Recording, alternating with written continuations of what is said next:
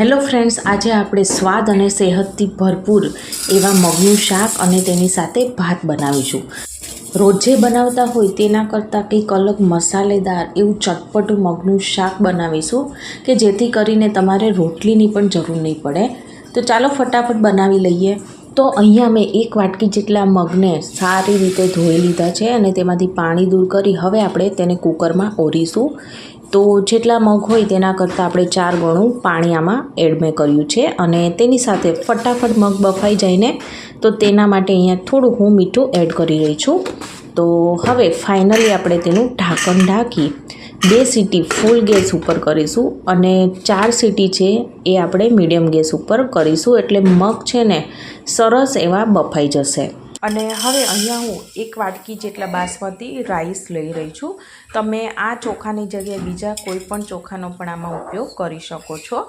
હવે ચોખાને 2 થી 3 પાણીએ ધોઈ લેશું, એટલે જે કંઈ તેમાં કચરું હશે તે બધું એકદમ સારી રીતે નીકળી જશે. ચોખા 3 પાણીએ સરસ ધોવાઈ ગયા છે, તો હવે આપણે તેને ઓરી દેવું. અહીંયા મેં જેટલા ચોખા હોય તેના કરતાં 2.5 ગણું પાણી પહેલેથી ગરમ કરવા માટે મૂકી દીધેલું હતું. તો ફ્રેન્ડ્સ, અહીંયા જો આટલું ગરમ પાણી થાય ને એટલે ત્યાર પછી આ રીતના આપણે ચોખા ઉમેરી દેવાના અને હવે તેને આપણે મીડિયમ ટુ લો ગેસ ઉપર થવા દઈશું, એટલે એકદમ સરસ એવા ચોખા બફાઈ જશે. તો આને બફાતા છે ને ફક્ત 8 થી 9 મિનિટનો જ ટાઈમ લાગશે, વધારે ટાઈમ પણ નહીં લાગે. થોડું નમક એડ કરી દઈએ એટલે રાઈસ છે ને એકદમ ફટાફટ ચડી જશે અને એકવાર ચમચીથી આ રીતના મિક્સ કરી દઈએ. 5-1 મિનિટ બાદ ફ્રેન્ડ્સ, અહીંયા જુઓ ઘણું એવું પાણી છે ને એ ભાતે ઓબ્ઝર્વ કરી લીધું છે. તો આ રીતના હું તમને એક ચમચીથી પણ બતાવી દઉં કે હજી થોડા એવા કાચા છે ભાત. તો હવે ફક્ત 2 જ મિનિટમાં આ ભાત છે ને સરસ એવા ચડી જશે. 2 મિનિટ પછી અહીંયા જો ભાત છે ને એકદમ સરસ એવા ચડી ગયા છે. હું તમને એક ચમચીમાં તોડીને પણ દેખાડી દઉં. તો જો એકદમ આસાનીથી સરસ એવા તૂટે છે, તો એકદમ સરસ એવા બફાઈ ગયા છે.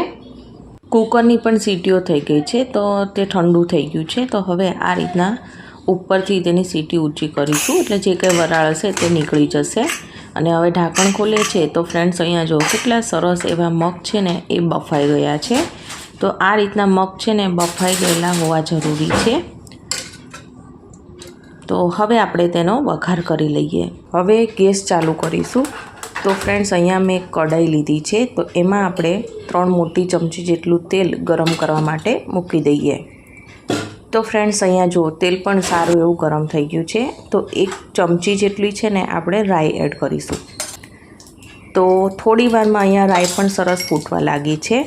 તો હવે આ સ્ટેજ ઉપર છે ને આપણે 1 નાની ચમચી જેટલું આખું જીરું એડ કરીએ અને તેની સાથે સાથે ચપટી હિંગ એડ કરીશું. અને હવે અહીંયા છે ને મેં આવું અધકચરું વાટીને રાખ્યું હતું આદું, તો એ એડ કરીએ અને અડધી ચમચી જેટલું અહીંયા મેં લસણને પણ ખાંડીને રાખ્યું હતું, તો તે પણ આપણે એડ કરીશું. અને એકવાર આ રીતના ચમચીથી મિક્સ કરી દઈએ તેલમાં, એટલે સારું એવું સંતળાઈ જશે. 1 મીડિયમ સાઇઝની ડુંગળી અને તેની સાથે સાથે 1 લીલું મરચું મેં કટ કરીને રાખ્યું હતું, તો તે પણ એડ કરીએ. તેને એકવાર ચમચાથી આ રીતના મિક્સ કરી લઈએ અને 2 મિનિટ જેવું ડુંગળીને થવા દઈશું.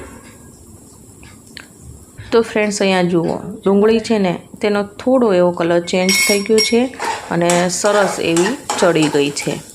તો હવે આ સ્ટેજ ઉપર આપણે મીડિયમ કટ કરેલું ટામેટું એડ કરીશું. એને એકવાર આ રીતના હલાવી દઈએ, એટલે કે ડુંગળી અને ટામેટાના ભાગનું જ આપણે મીઠું એડ કરીએ અને થોડો હળદી પાવડર એડ કરીશું. તો હવે આપણે મિક્સ કરી દઈએ અને આને પણ આપણે 2 મિનિટ જેવું થવા દઈએ અને તેલ છૂટું ના પડે ત્યાં સુધી આપણે તેને કૂક કરીશું. 2 મિનિટ બાદ ફ્રેન્ડ્સ, અહીંયા જો સાઈડમાંથી તેલ પણ સરસ એવું છૂટું પડી ગયેલું જણાય છે ને સારા એવા આ ટામેટાં છે એ ચડી ગયા છે. તો હવે આપણે જે બાફેલા મગ હતા તો તે આપણે એડ કરીશું અને એકવાર આ રીતના મિક્સ કરી લઈએ. તો રોજે આપણે જે બનાવતા હોય તો તેના કરતાં ક્યાંક આવા મસાલેદાર ચટપટા બનાવીએ ને તો બધાને ખૂબ જ ભાવે. તો આમાં કમાલની વાત તો એ છે કે તમારે રોટલીની જરૂર પણ નહીં પડે અને તો પણ તમે ધરાઈ જશો, તમારું પેટ ફૂલ થઈ જશે. અને અહીંયા મેં કુકરમાં થોડું પાણી એડ કરીને જે કંઈ એમાં ચોટ્યું હોય મગનું મિશ્રણ એ પણ મેં આમાં લઈ લીધેલું છે. તો આ મગ છે આપણે થોડા રસાદાર બનાવવાના છે, એટલે થોડા આપણે લિક્વિડી ફોર્મમાં તેને બનાવીશું. તમે જેટલું તીખું ખાવાનું પસંદ કરતા હોય ને તો એ અકોર્ડિંગ તમારે અહીંયા લાલ મરચું એડ કરવાનું રહેશે. અને હવે નમક એડ કરી દઈએ. તો આપણે મગ બાફતી વખતે અને ટામેટાં ડુંગળીમાં પણ એડ કર્યું હતું, તો તમારે સાચવીને અથવા તો ટેસ્ટ કરીને એડ કરવાનું, નહીંતર ખારું થઈ જશે તો પછી ભાવશે પણ નહીં. અને તેની સાથે સાથે અહીંયા મેં અડધી ચમચી જેટલી ખાંડ એડ કરી છે. તો એકવાર આ રીતના ચમચાથી બધું સારી રીતે મિક્સ કરી લેશું અને 5 થી 7 મિનિટ જેવું તેને આપણે એકદમ લો ગેસ ઉપર થવા દઈએ. 7 મિનિટ બાદ ફ્રેન્ડ્સ અહીંયા જુઓ મગ છે ને એકદમ સારી રીતે કૂક થઈ ગયા છે. સરસ એવું આ આપણે જે પાણી એડ કર્યું હતું એ સારું એવું ઉકળી ગયું છે. તો હવે આપણે તેને એકદમ ટેસ્ટી બનાવવા માટે અહીંયા મેં 1 ચમચી જેટલો ગરમ મસાલો અને તેની સાથે સાથે તેને ચટપટું બનાવવા માટે અડધા લીંબુનો રસ એડ કર્યો છે. તો અને હવે ઉપરથી ફ્રેશ કટ કરેલા લીલા ધાણા એડ કરીએ અને એકવાર મિક્સ કરી લેશું. તો હવે આપણે ગેસની ફ્લેમ બંધ કરી દેવાની છે. તો તમારે આને રોટલી સાથે સર્વ કરવું હોય તો તમારે થોડો ઓછો રસો રાખવાનો, પરંતુ હું આજે છે ને ભાત સાથે સર્વ કરવાની છું. તો આને આટલી આપણે તેની ગ્રેવી રાખીશું. તો તમે તમારે અકોર્ડિંગ જાડી કે પાતળી કરી શકો છો.